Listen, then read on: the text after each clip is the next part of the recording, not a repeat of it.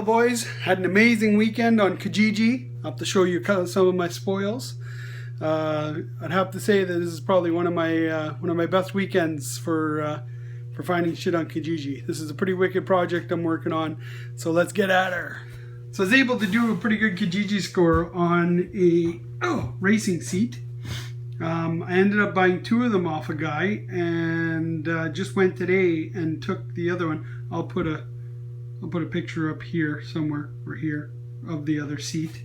But I traded the other seat for a bunch of parts, which I got on my bench. Right on, boys. Managed to get some work done in my shop tonight. Got it all nice and cleaned up. I got my slat wall up. I'm going to get some more hooks and stuff so I can get everything all nice and organized. My bench is clean, and I got nothing but stuff for the monster truck.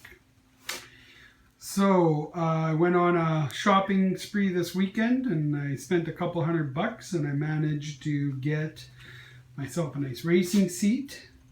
I bought 2 of them, but I ended up trading one to a buddy for some parts.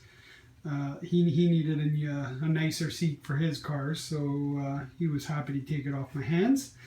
So the parts that I did get, I got my pedal assembly with clutch, brake, and accelerator. I got a steering column, and I got a transmission if I choose to go that way.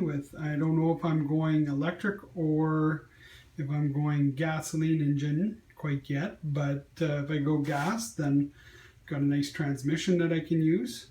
I've also got the rack and pinion for the steering. And another thing that I picked up was just kind of out of the blue. I picked up a little MIG welder.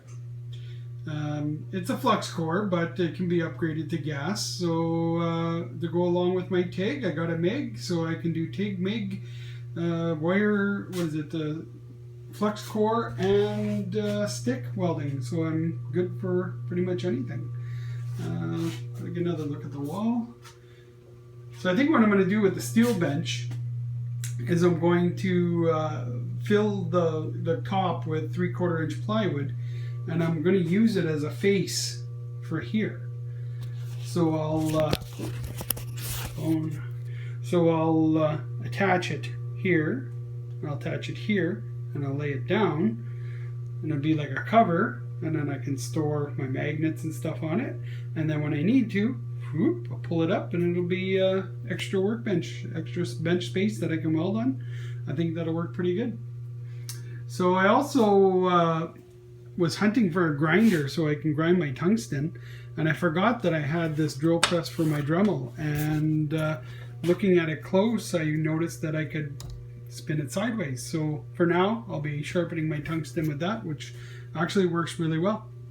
I'm going to be cleaning up the rest of this stuff soon, but with a little 10 by 10 shop, there's not much you can do. So I guess what I'll start doing, oh yeah, I got some more chassis parts too. So I got a little skid plate for underneath the 4-link control connector, I guess they're called. And I also got the frame, the bottom of the frame that goes back here that mounts the engine on. So things I'm hunting for. I am hunting for an engine, maybe 1100cc Suzuki, might go with a motorcycle engine, snowmobile. I always have the choice of going electric. My brother has an electric controller and a motor. He's a forklift mechanic, so he offered that to me to have or to buy, but we'll see.